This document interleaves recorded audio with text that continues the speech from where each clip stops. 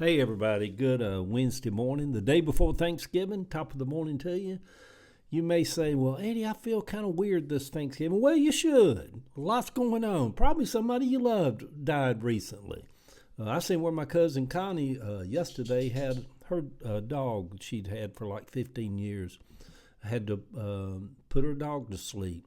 So, yeah, it's Thanksgiving. Y'all, Thanksgiving's weird. Yeah, it's a great time of celebration, and it's the biggest travel time of the year. Today's the biggest travel day of the year, but families are just scattered around, and people have recently died or died 5 years ago that you're still grieving, and it's just a lot of weird energies to me around Thanksgiving time. But anyhow, having said all that, go ahead and feel weird. Flow into the weirdness of Thanksgiving and enjoy what little bits of it that you can.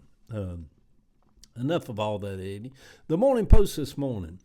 I drove through Atlanta on a dark, rainy Tuesday eve last night. Tail lights glaring. I did a little video. Oh, it's a rainy night in Georgia. That song's very haunting, especially when you're sitting in bumper-to-bumper traffic in the dark and rain and tail lights glaring. There was a homeless man standing by Boulevard at I-20. Smoking a cigarette in the drizzle.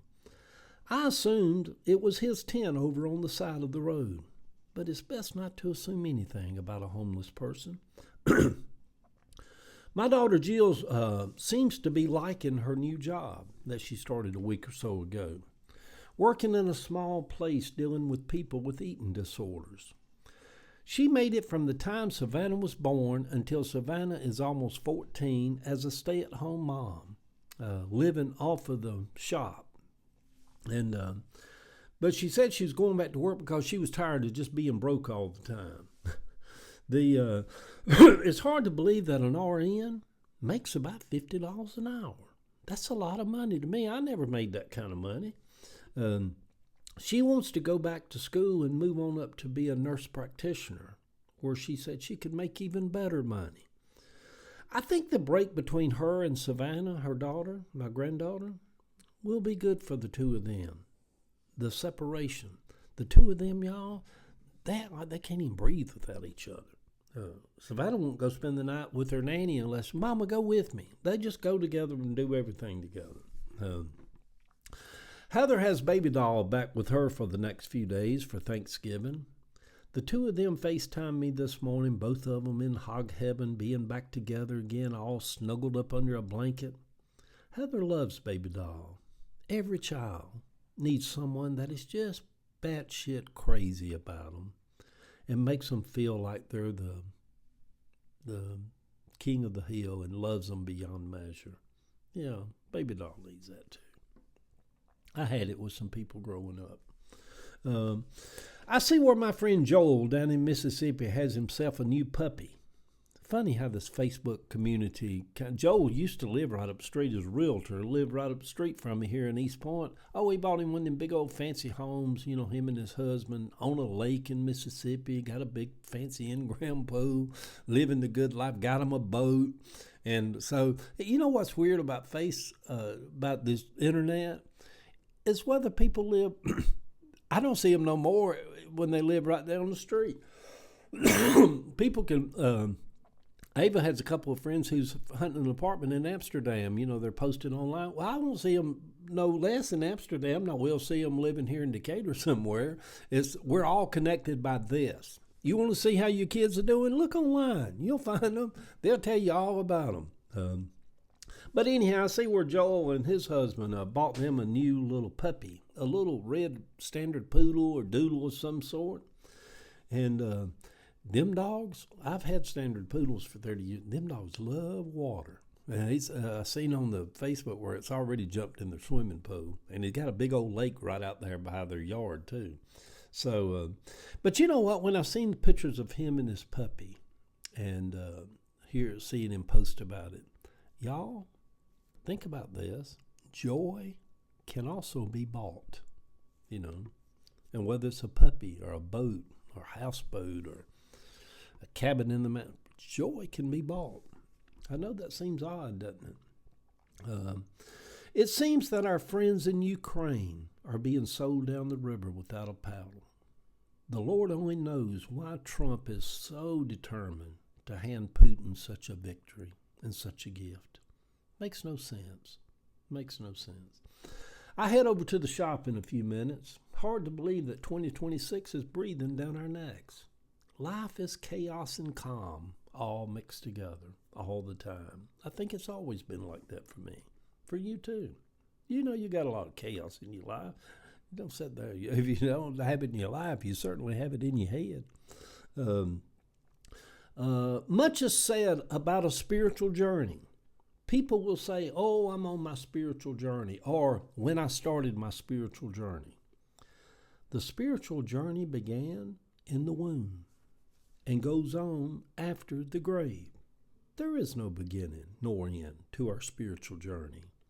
It is just the crossroads of that journey that sticks out to us, those light bulb moments when we come to the realization like, man, there is no devil. I feel like I have been tethered to God my whole life. Sometimes I have dragged God along. Sometimes God has dragged me along. God is heavy sometimes. I'm sure I have been heavy to God sometimes. God is the breath of life. You know, Paul said, the gift of God is eternal life. If I was rewriting that to a more modern version, I would just say the gift of God is life. But anyhow, that's just me, a great writer and poet in my next life. What if we said the spiritual vibration of the universe is my shepherd and I shall not want? Or the Lord. I buy Boom Boom and Gracie a rotisserie chicken once a week, and I pinch it all up and I feed them something good, you know. I figure they should enjoy some good things that they love going through their lives also. They have such short lives, y'all. Plus, with Boom Boom being a Baptist, we all know how the Baptists, they love chicken, you know. Good Wednesday morning, sweet people. I hope my mama stops by Kathy's tomorrow while we all gather to eat. I'm sure she would love Baby Doll. And she would be so proud of Savannah and Chance. She would want Ava to paint her face up pretty like Ava's.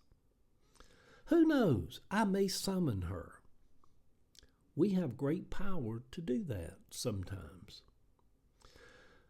People don't try it, not because they think it's stupid. They don't do it because they think it may work. Maybe around Thanksgiving, we just stir up the dead. Peggy, Corrine Lottie, Granny Bratcher, my Uncle Aaron, my cousin Elaine, David, Patricia. I send this vibration, stir them up. Y'all go stand by your mama and your kids and all. Make us wonder, what was that? Yeah, stir up the dead. If you miss somebody, just walk outside and look up to the heavens. Say, I know you hear me, mama. I know you hear me, son, daughter. You better come and give me a hug. And when you feel that weird, otherworldly thing kind of touch you, don't be shocked that you called the dead up. Yeah, the picture over on my Facebook page. Me and my mama, Peggy, standing outside Captain Anderson's. We'd been out to Shell Island that afternoon. Mama had her short song. She looked like a Jazzy Belle. Love y'all.